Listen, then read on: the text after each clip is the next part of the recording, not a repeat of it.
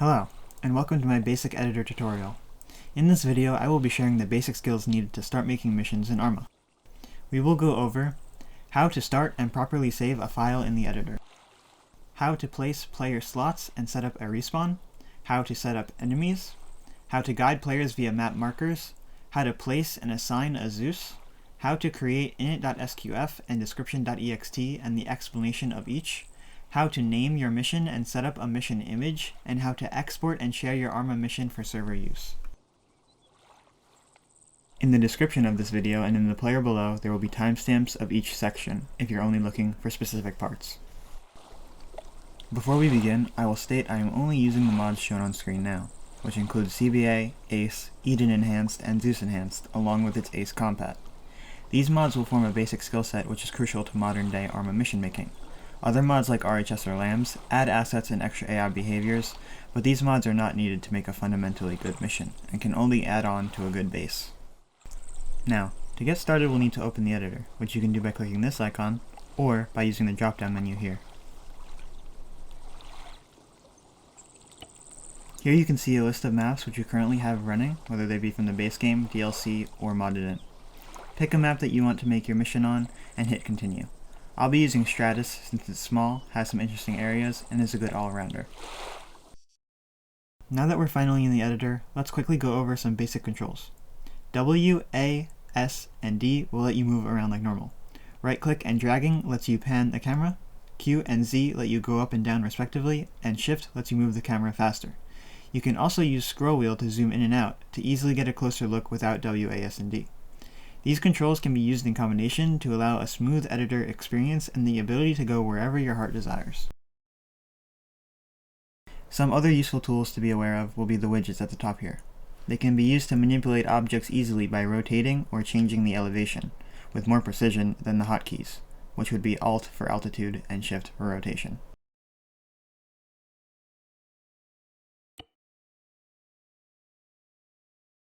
Another useful tool is the map. The map will not only show all objects in your mission, but will also allow you to get around quickly. You can either drag the camera like this, or press middle mouse on an area you want to teleport to.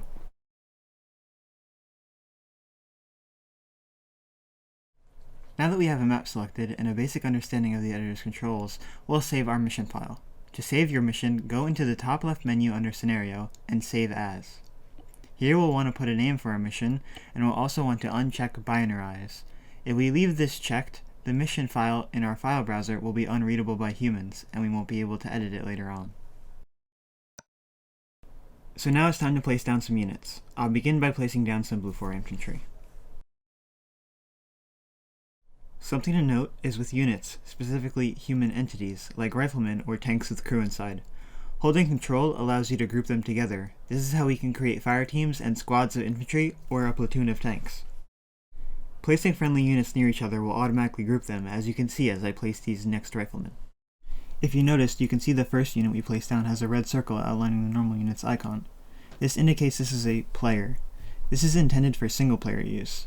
Since our mission is intended to be multiplayer, this is no different than a normal playable slot, which we'll set up now.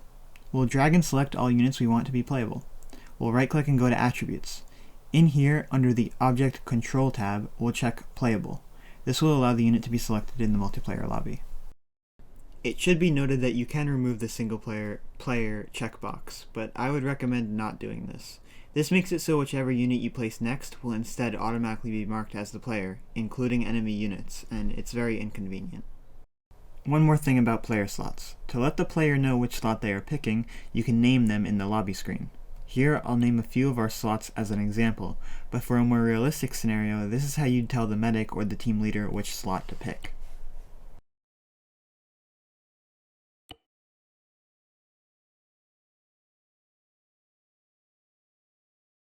Now that we've got player slots, we're going to need to set up a respawn, so when they inevitably fuck everything up, they've got somewhere to go to be given a second chance. We're going to start by opening the map and heading to the marker tab in the Asset UI on the right.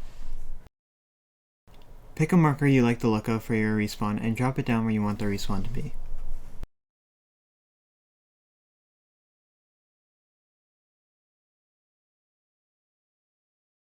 Now double click on your marker to open its attributes. Here you can change the color, opacity, or alpha, and most importantly, its variable name. This is what we're going to use to make this the actual respawn. Here, you can also change the text to have it list a name on the map so you can easily discern what it is. For its variable name, since our players are blue4, we'll be using respawn_west. If our players are OP4, it's respawn_east. For independent, it's respawn_guerrilla, and if they are civilian, it's respawn_civilian. We're not finished just yet. We have to tell the game which respawn method we're using. We have to go into the top left under Attributes and go to Multiplayer. Here, use the Respawn drop-down menu and click Respawn on Custom Position. We'll also want to give our respawn a timer, so the players aren't instantly brought back to life and they can sit in their utter failure for a little bit. I usually set mine to 5 seconds minimum, just enough for them to know that they've died and that they'll be respawning. I wouldn't recommend going over 10 seconds unless you've got a really good reason. While we're here, also uncheck the Enable AI option under Lobby. This will make it so AI don't spawn in your player's slots on mission start if a player did not select that slot. This should always be unchecked. And that's it. So far we've set up player slots and set up a respawn. If you'd like to test it, make sure you do not click Play Scenario in the bottom right, as this defaults to playing the mission as if it was in single player. To test it in a multiplayer environment, we'll have to go to Play, Play in Multiplayer. Here you'll see some multiplayer LAN options and some other server stuff. Don't worry about it as we're not looking to actually host a server, just test our mission in a multiplayer environment. So I would just set it to LAN, keep everything default, and click OK. Here we see the lobby screen with all the player slots that we set up. Pick a slot and hit OK. Now that we're in the multiplayer setup screen, we'll just hit continue and get into the mission. To test the respawn, I'll very valiantly die to the hands of the enemy, and we'll see that our respawn works fine.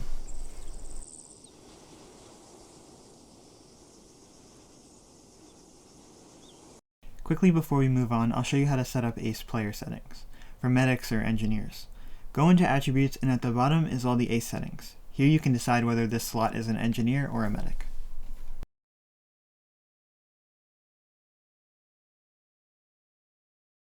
Just make sure that you change the role description accordingly so that the player knows which slot to pick. Now it's time to set up some enemies. I'll begin by heading over to the asset window and clicking on Op4. I'll go to Rifleman and place them down. You can place multiple down without having to go back to the asset window by holding Control. A quick tip is the group portion of the asset window, where there are pre-made groups of units or compositions with various options for each faction and category.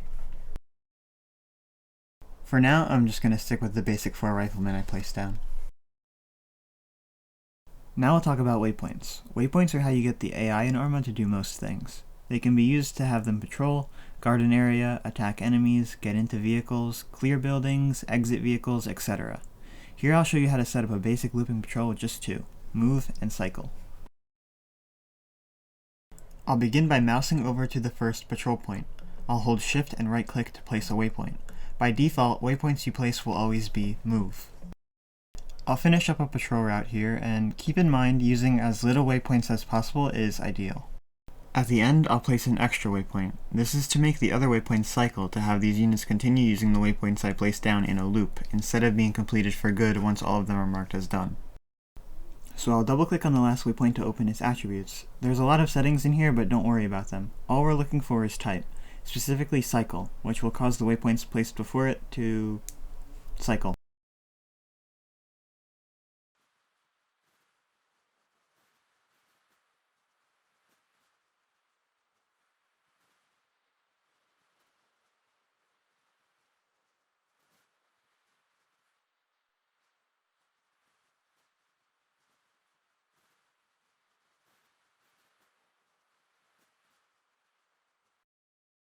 One useful setting you should be aware of is the timer at the bottom. This can be used on waypoints to delay when they are completed.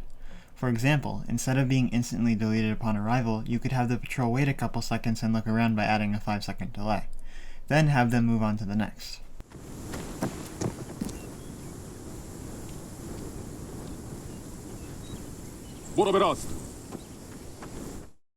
Now we'll talk about AI behavior. I'm going to double click on the group icon and we'll see all of the settings. This will change the way the AI will act in the environment. as well as how fast they move and what formation they'll use. You'll see here that I can use these settings to make the AI methodically traverse the forest in the dead of night.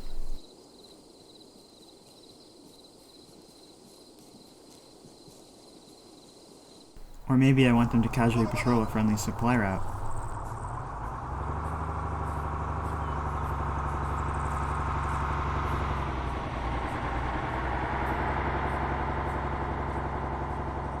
Or initiate an assault on an enemy encampment.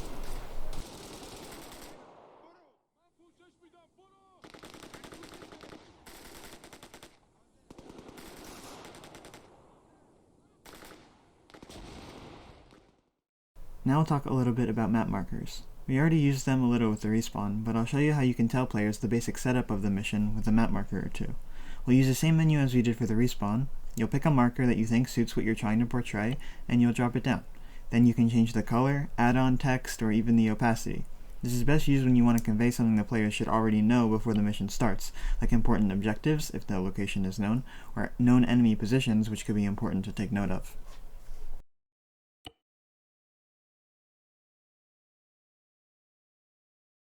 Now I'll talk about Zeus. If you don't know what Zeus is, it's ArmA's version of a DM, from something like Dungeons & Dragons.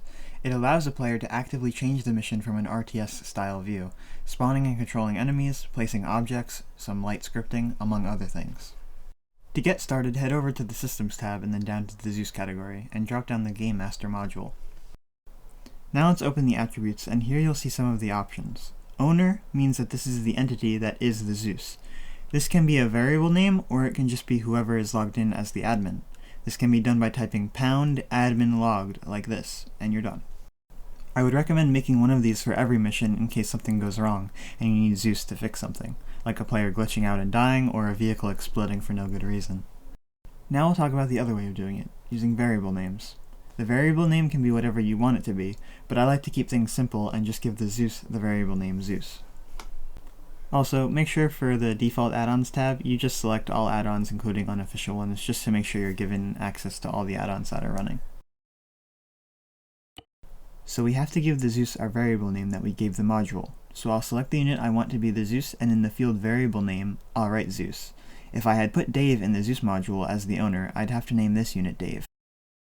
I'll also rename the role description to Zeus so that the person who's looking to go into the Zeus slot knows which one to pick. And that's it, 2 ways of setting up Zeus. Now we're on the desktop to set up description.ext and init.sqf. Specifically, we're going to head to Documents in ArmA 3, where the mission file is saved. Typically, you'll be on a new ArmA user like me, so I'm going to go to ArmA 3 Other Profiles.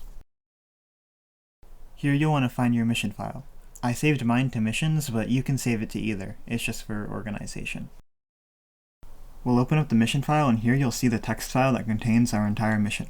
First, what we're going to do is create init.sqf, and we'll do this by right-clicking, going to New, and creating a new text document. Then all you have to do is rename the file. Make sure you have file extensions on so you can change file extensions.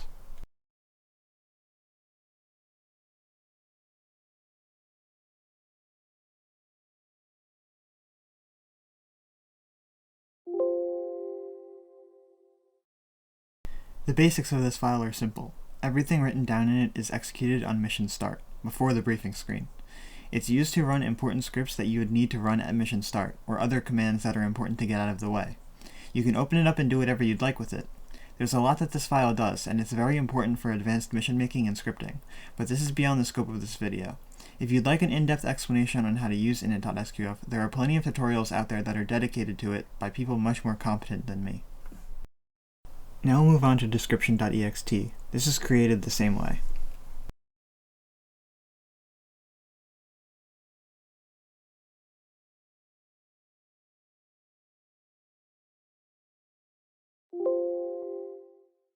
To begin, in the description of the video, I'll give a basic foundation to what description.ext should look like. I'll also link the wiki page for description.ext if you'd like to look it over for yourself.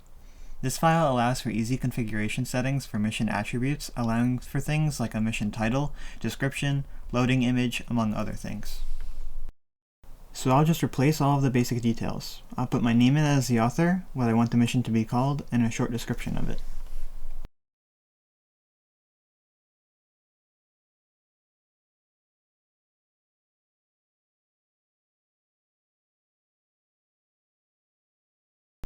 Here's how you'd add an image to the loading screen. You can see that it's already set up as if we have an image folder, indicated by the slash, and a file by the name of loadScreen.paa. I would not recommend using .paa files since you usually have to convert them and it's a hassle. I prefer just using JPEGs. I'll replace the name to be example.jpg and I'll show you how to set up the image folder and get the mission to display it. Quickly before we continue, the stuff down here isn't really to worry about. You can delete it or you can edit it to suit your mission. The max number of players, in my experience, doesn't really mean anything if you've got more slots than the max, but I haven't extensively tested this, so deleting it is probably the safest bet if you're not sure how many people will be coming. The first step is to create that folder, so I'll quickly make a new folder and call it Images and then open it up.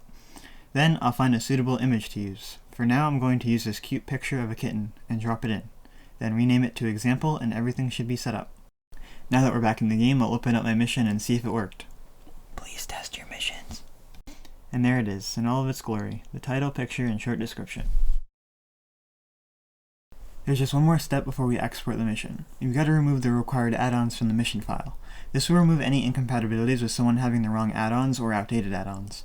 If we don't remove this, people will be booted from the server without being told what they're missing or what's outdated, and it's just a nuisance. To do this, we'll open our mission file and head to mission.sqf. Here we'll look for the add-ons block here. Remove this entire block, all the way from add-ons brackets equals down to the closing curly bracket. Don't forget to save and you're all done. Now we'll have to package it up to finally be used on the server. To do this, we'll use PBO Manager. There are a couple different versions of it out there that have popped up over the years, but I'll link the one that I use, which has a super easy install on their GitHub page. Any of them should work fine though. Just right click on your mission folder and go to PBO Manager and then Pack As. Then the file you get out is the one that you'll send to the server or whoever runs the server.